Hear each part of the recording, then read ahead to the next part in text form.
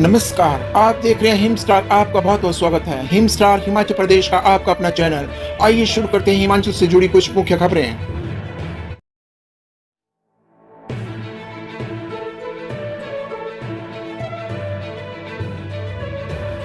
₹9,523.82 करोड़ रुपए होगा 2023-24 के लिए वार्षिक परिव्यय। विधायक प्राथमिकता बैठक में मंथन।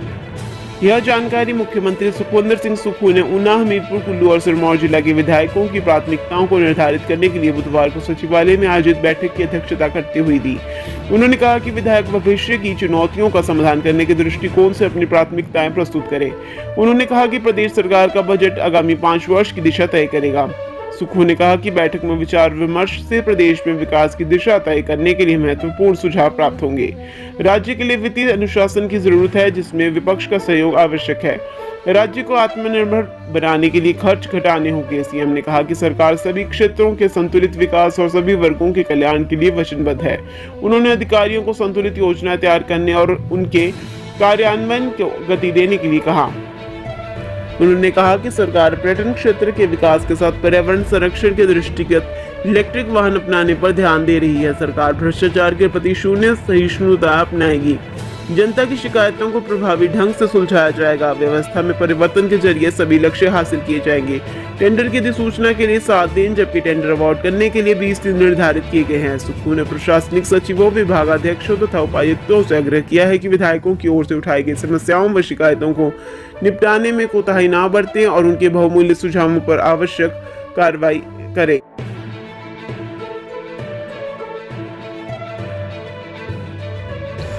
सीएम सुक्खू बोले, ट्रक ऑपरेटरों का शोषण नहीं होगा सहन। सीमेंट प्लांट से हजारों लोगों की आजीविका जुड़ी।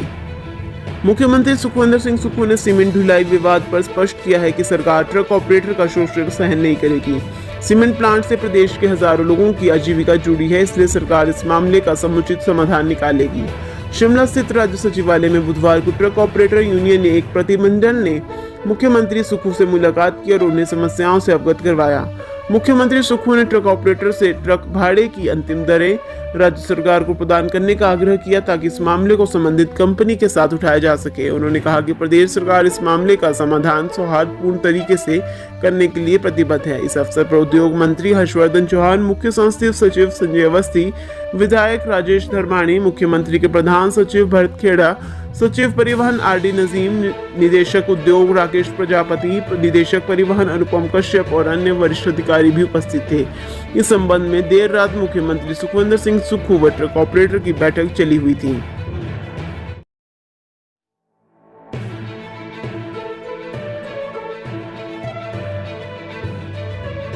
केंद्रीय बजट। हिमाचल के दवा उद्योग को रिसर्च और इनोवेशन प्रोग्राम का मिला सहारा। केंद्रीय बजट में हिमाचल प्रदेश के दवा उद्योग को रिसर्च और इनोवेशन प्रोग्राम का ही सहारा मिला। छोटे उद्योगों को कोरोना काल में जो नुकसान हुआ, उसकी भरपाई की उम्मीद पूरी नहीं हो पाई। छोटे दवा उद्योगों को उम्मीद थी कि कोरोना काल में उन्हें जो नुकसान हुआ था, उसकी नए बजट में कुछ भरपाई होगी।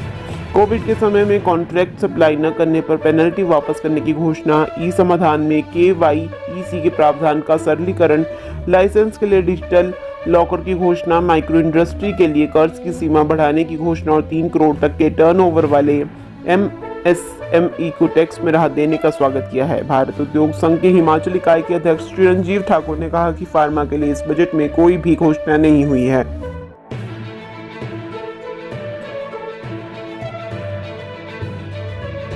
विशेषज्ञ की टिप्पणी, हिमाचल को केंद्रीय बजट से पैसे खींचने के अनेक अवसर। ग्रामीण एवं शहरी क्षेत्रों के सभी महत्वपूर्ण कोनों को छूता केंद्रीय बजट भारतीय अर्थव्यवस्था को निरंतर सुदृढ़ करने की दिशा में दिखाई देता है। हालांकि चुनावी वर्ष से पहले इसमें एकाएक लोक लुभावन जैसा कोई विशेष तत्व दिखाई नहीं देता। फिर भी यह पिछले बजटों की कड़ी में सरकार की बुनियादी जिम्मेवारी के चलते समाज के वंचित वर्गों, किसानों, रोजगार स्वरोजगार से जूझते युवाओं के लिए कुछ विशेष प्रयोजन करने वाला है।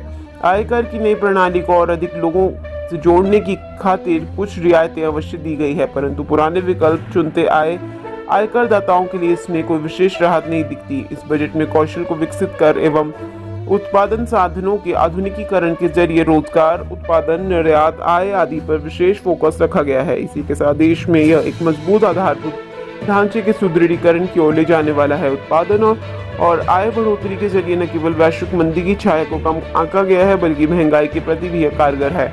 निजी स्तर पर देखें तो केंद्रीय बजट में देश के करदाताओं व उपभोक्ताओं को टैक्स दरों में कमी या बढ़ोतरी के बारे में रुचि रहती है, परंतु राज्य स्तर पर सारा ध्यान केंद्र की ओर से विभिन्न विभागों और कार्यक्रमों के माध्यम से अर्थव्यवस्था के विभिन्न क्षेत्रों के लिए दिए जाने वाले अधिमान एवं धन प्रयोजन पर रहता है। इस नजरिए से देखें तो केंद्रीय बजट में न औद्योगिक क्षेत्र और न ही रेल लाइन के विस्तार को लेकर प्रदेश का भी कोई स्पष्ट उल्लेख है।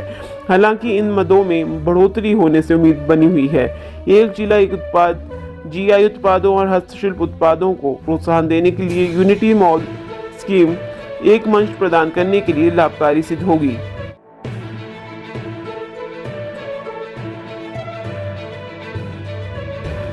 राम सुभग सिंह विशेष मुख्य सचिव ऊर्जा के कार्यभार से रिलीव किए। राम सुभग सिंह को विशेष मुख्य सचिव ऊर्जा के कार्यभार से सरकार ने पदभार मुक्त कर दिया है। राम सुभग राज्य बिजली बोर्ड के अध्यक्ष पद पर बने रहेंगे। ऊर्जा क्षेत्र से संबंधित नीतियों और प्रदेश में दूध उत्पादन बढ़ाने के लिए मुख्यमंत्री को रिपोर्ट करते रहेंगे।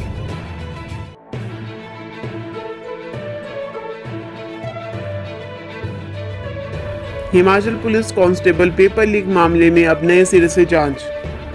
पुलिस कांस्टेबल पेपर लीक मामले में सीबीआई ने नए सिरे से जांच शुरू कर दी है। पुलिस एसआईटी की ओर से सौंपे गए रिकॉर्ड के बाद सीबीआई के अधिकारी दस्तावेजों की छंटनी में लगे हैं। इसमें आरोपियों के नाम और पते वेरीफाई किए जा रहे हैं। इसके चलते ही सीबीआई ने यह छापा मारा है। अब सीबीआई पहले उन आरोपियों से पूछताछ करेगी जिन्हें दलालों ने पेपर दिया था। इसके बाद प्रदेश और अन्य राज्यों के करीब 27 दलालों से पूछताछ होगी। पुलिस कांस्टेबल भर्ती का पेपर करवाने वाली कमेटी से अंत में पूछताछ होगी। बताया जा रहा है कि बारी बारी से इन्हें चंडीगढ़ कार्यालय बुलाया जाएगा। हिमाचल और अन्य राज्यों में सीबीआई की छापे के बाद बुधवार को सुक्खू सरकार में हड़कंप मचा हुआ है। उल्लेखनीय है कि पहले मामले की जांच कर रही पुलिस की एसआईटी ने सीबीआई को चंडीगढ़ में रिकॉर्ड सौंपा है।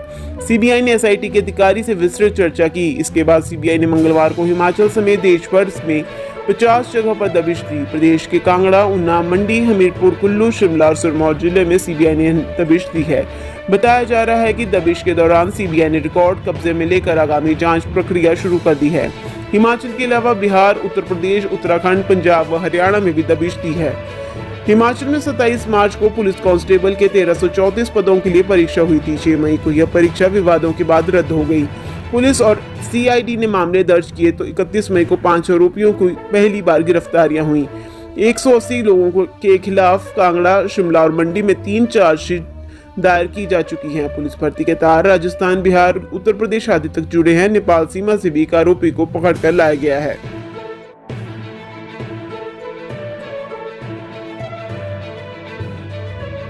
हिमाचल पथ परिवहन निगम के अधिकारियों ने अपना फोन बंद रखा तो सख्त कार्रवाई होगी। एचआरटीसी के प्रबंध निदेशक ने निगम के सभी क्षेत्रीय प्रबंधकों को फरमान भी जारी कर दिए हैं। राज्य से बाहर जाने वाली बसों को सही हालत में भेजने के निर्देश दिए हैं ताकि निगम की छवि धूमिल न हो। एचआरटीसी के सभी क्षेत्रीय प्रबंधकों से साफ शब्दों में कह दिया है कि वो अपने अधीन खस्ताहाल बसों की स्थिति तुरंत सुधारे।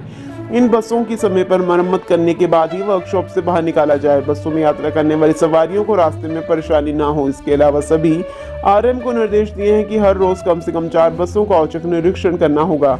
इस दौरान बसों में कोई खामी हो या स्टाफ यात्रियों के साथ सही व्यवहार नहीं करता है तो तुरंत कार्रवाई कर मुख्यालय को रिपोर्ट करें। निगम की बसों में साफ सफाई रखने के लिए भी कहा है। अगर किसी स्थान में बसों की धुलाई के लिए स्टाफ नहीं है तो निजी क्षेत्र से भी सेवा ली जा सकती है। एचआरटीसी के प्रबंध निदेशक संदीप कुमार ने निगम की बसों में खुद सफाई कर कई तरह की आय व्यवस्थाओं को देखा।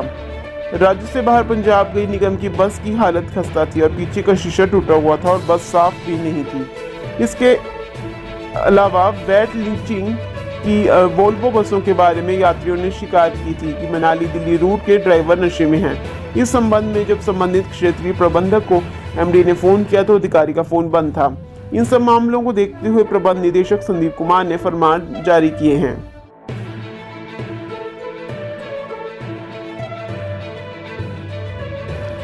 कोर्ट के आदेश पर कैदी से पैसे मांगने के आरोप में जेल वार्डन पर एफआईआर दर्ज। कैदी से पैसे मांगने के आरोप में जिला कारागार के एक वार्डन के खिलाफ अदालत के आदेश पर एफआईआर दर्ज हुई है। जेल में चर्स तस्करी के आरोप में सजा काट रहे कैदी ने इस मामले में जेल वार्डन पर पैसे मांगने के आरोप लगाए हैं। कैदी ने वार्डन के खिलाफ अदालत में अपनी शिकायत दी है। इसी शिकायत पर अदालत ने पुलिस ने आदेश देकर जेल वार्डन के खिलाफ भ्रष्टाचार निवारण अधिनियम के तहत एफआईआर दर्ज करने को कहा है। पुलिस ने सदर थाना चंबा में जेल वार्डन के खिलाफ एफआईआर दर्ज करके जांच शुरू कर दी है। कैदी ने अपने शिकायत पत्र में कहा कि वह कुछ दिन पहले पैरोल पर छुट्टी लेकर अपने घर गया था। वापस जेल पहुंचा तो जेल वार्डन ने उससे पैसे मांगे। इससे पहले भी उससे पैसे मांगे गए थे। इससे तंग आकर उसने चंबा अदालत में अपनी शिकायत देकर जेल वार्डन पर कार्रवाई की मांग की। सदर थाना के प्रभारी संजीव चौधरी ने बताया कि अदालत के आदेशों पर बुधवार शाम जेल वार्डन के खिलाफ एफआईआर दर्ज की गई है। मामले की निष्पक्ष जांच की जा रही है।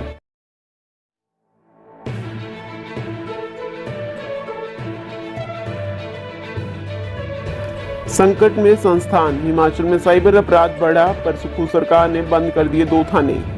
हिमाचल प्रदेश में साइबर अपराध लगातार बढ़ता जा रहा है। आपराधिक गतिविधियों पर अंकुश लगाने के लिए सुखू सरकार ने धर्मशाला और मंडी में खोले गए नए साइबर थाने ही बंद कर दिए हैं। इनके बंद होने से साइबर अपराधियों को राज्य में लूट की छूट मिली है। यह थाने इसलिए खोले थे जिससे हिमाचल के लोगों को शिकायत करने के लिए शिमला साइबर थाने में न आना पड़े।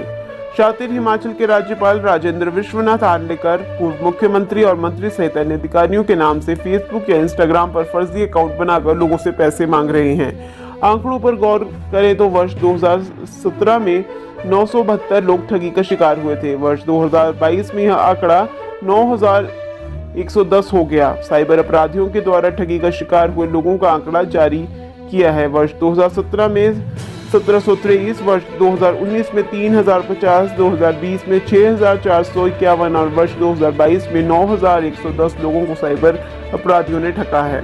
वर्ष 2022 में हेल्पलाइन नंबर 1930 पर करीब 116 शिकायतें दर्ज हुई। साइबर अपराधी लोगों को ठगने के नए नए तरीके निकाल रहे हैं। कभी बिजली बिल जमा न होने की बात कही जाती है तो कभी लोन का झांसा देकर लोगों के खाते से पैसे निकाले जा रहे हैं। पतंजलि योगपीठ में अस्पतालों में कमरों की ऑनलाइन बुकिंग को लेकर भी लोगों को ठगा जा रहा है। शातिर लोगों को ठगने के लिए नए तरीकों का इस्तेमाल कर रहे हैं। पैन कार्ड बनाने से लेकर डेबिट कार्ड के पॉइंट रिडीम करने, ओटीपी शेयर करने, लोन देने के लिए साक्षात्कार करवाने के नाम पर लिंक भेजकर ठगी की जा रही है। करीब 400 ऐसी एप्लीकेशन हैं जो फर्जी हैं। इनके लिंक लोगों को भेजे जा रहे हैं। लोग भी इनके झांसे में आकर लोन और अन्य चीज़ों के लिए आवेदन कर देते हैं। ऐसे में उनके खाते से पैसे कटने शुरू हो जाते हैं।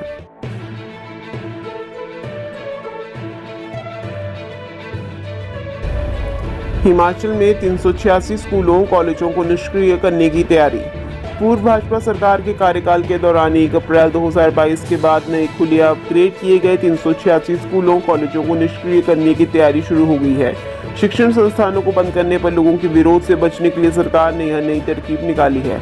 शिक्षा विभाग ने इन संस्थानों में कार्यरत करीब 800 शिक्षकों को रिक्त पदों वाले संस्थानों में स्थानांतरित करने के लिए सूची भी तैयार कर ली है। निष्क्रिय होने वाले स्कूलों कॉलेजों से विद्यार्थियों को नजदीकी शिक्षण संस्थानों में नए शैक्षणिक सत्र से पहले शिफ्ट किया जाएगा। कैबिनेट की मंजूरी के लिए यह प्रस्ताव शिक्षा विभाग के पास पहुंच गया है। 11 दिसंबर को हिमाचल प्रदेश में कांग्रेस सरकार का गठन होने के बाद पूर्व की भाजपा सरकार के समय 1 अप्रैल 2022 के बाद कई विभागों के 600 से ज्यादा कार्यालयों और संस्थानों को बंद कर दिया गया। स्कूलों कॉलेजों को भी बंद नहीं किया गया। मुख्यमंत्री सुखविंदर सिंह सुक्खू ने स्कूलों कॉलेजों की पूरी जानकारी प्राप्त होने के बाद ही इस बाबत फैसला लेने के लिए कहा है। इसी कड़ी में जनवरी में शिक्षा विभाग की समीक्षा के दौरान मुख्यमंत्री को बताया गया कि 1 अप्रैल 2022 के बाद भाजपा सरकार ने 23 डिग्री कॉलेज, 98 वरिष्ठ माध्यमिक स्कूल, 131 हाई स्कूल और 85 मिडिल स्कूल और 50 प्राइमरी स्कूल खोले और स्तरोन्नत किए। इन संस्थानों में पढ़ने वाले विद्यार्थियों, स्टाफ की संख्या के अलावा नजदीकी संस्थानों की दूरी से भी मुख्यमंत्री को अवगत करवाया गया। 13 जनवरी को हुई कैबिनेट बैठक में इस बाबत कोई चर्चा नहीं हुई। अब शिक्षा विभाग ने आगामी कैबिनेट बैठक के लिए प्रस्ताव तैयार कर सरकार को भेज दिया है। इसके तहत भाजपा सरकार के समय खुले स्कूलों कॉलेजों को बंद करने की जगह निष्क्रिय करने की सिफारिश की गई है। योजना के तहत निष्क्रिय की जाने वाले संस्थानों में नए शैक्षणिक सत्र से पहले ही शिक्षकों को स्थानांतरित कर दिया जाएगा। इन स्कूलों में सिर्फ औपचारिकता के लिए शिक्षक नियुक्त होंगे ताकि यहां दाखिलों के लिए विद्यार्थी कम पहुंचे। निष्क्रिय किए जाने वाले स्कूलों कॉलेजों के नजदीकी संस्थानों में सुविधाएं बढ़ाई जाएंगी। नजदीकी संस्थानों में विद्यार्थियों को दाखिला लेने के लिए प्रोत्साहित भी किया जाएगा। हिमाचल की हर खबर पाने के लिए हिम स्टार से जुड़ें।